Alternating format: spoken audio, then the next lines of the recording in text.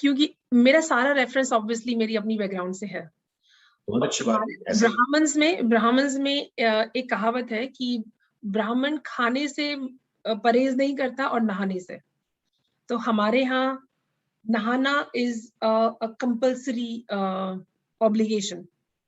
اب میرے بہت سارے دوست ہیں مسلم کلچر میں نے جامعہ ملیہ اسلامیہ یونیورسٹی سے پڑھی ہوں. سب باوضو بھی ہوتے ہیں, کئی بار وہ روزہ رکھ لیتے ہیں بنا نہائے. میں نے کہا کہ ہمارے ہاں ورت نہیں رکھا جاتا بنا نہائے, تمہارے یہاں روزہ کیسے ہو جاتا نہائے؟ کہتے ہم نے وضو کر لیا. ایسے تم وضو پہ وضو کرتے چلے جاؤ گے, اس کا مطلب نہانا از ناٹ ریکوائرڈ. کہتے نہیں, ایز لانگ ایز وضو ہے نہانا ریکوائرڈ نہیں ہے. تو یہ بات بھی مجھے ہائیجینک تو نہیں لگی. مجھے لگا ہمارے یہاں پہ زیادہ پیورٹی کہ ہمیں روز نہانا ہے. And how then you are having just wudu after wudu unless until you have those 3 conditions for ghusl. ہمارے یہاں نہانا نہیں آیا, ہمارے یہاں وضو آیا ہے. تو اس بارے میں سر آپ کچھ پلیز ایڈ کریں. جی دیکھیں, 2 چیزوں کا خیال رکھیے.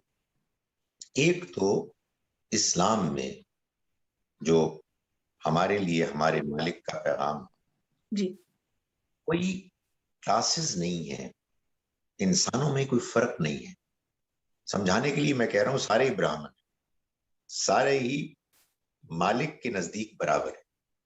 تو اس وجہ سے ان کو جو قانون دیا گیا ہے وہ ایک ہی قانون ہے.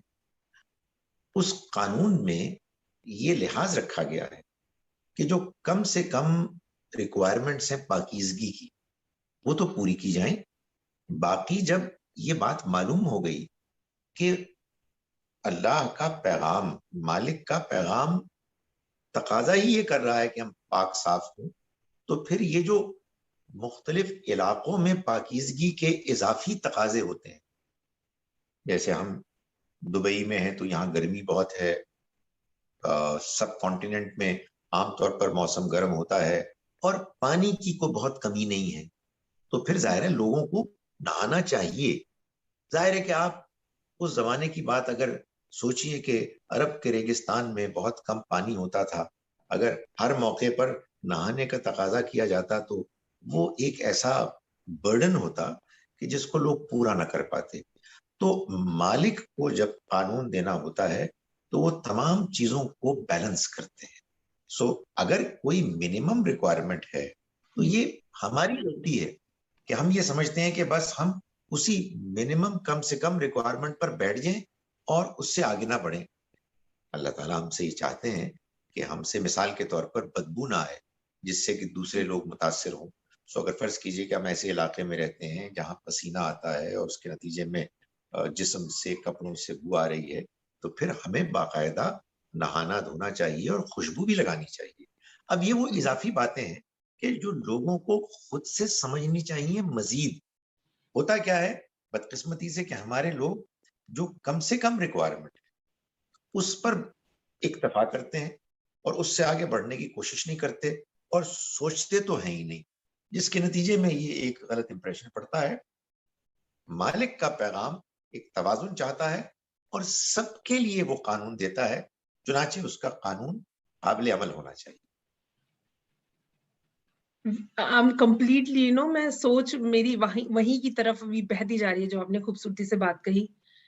ان کنٹینیوشن ٹو دس, میں جانتی ہوں اتنے لوگوں کو کہ پاس میں کھڑے ہو کے نماز نہیں پڑھی جا سکتی. آئی کانٹ فوکس کہ ان کے پاس سے اسمیل آ رہی ہے. تو میں نے کہیں سے سنا, I am not sure this is true, کہ اور یہ کہہ کے سنا کہ یہ حدیث ہے کہ جس انسان کے اندر سے اسمیل آتی ہے اس کے آس پاس فرشتے بھی نہیں کھڑے ہوتے ہیں. از اٹ سو سر؟ ایسا کچھ ہے؟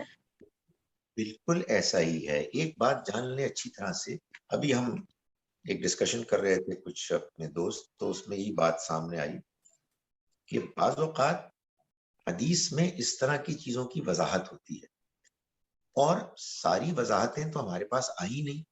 ظاہر ہے کسی نے کوئی بات سن لی, اس نے آگے بیان کر دی تو ہم تک پہنچ گئی بات, لیکن بہت سی دوسری باتیں ہوئی ہوں گی لیکن نہیں پہنچی. اصل بات کیا ہے؟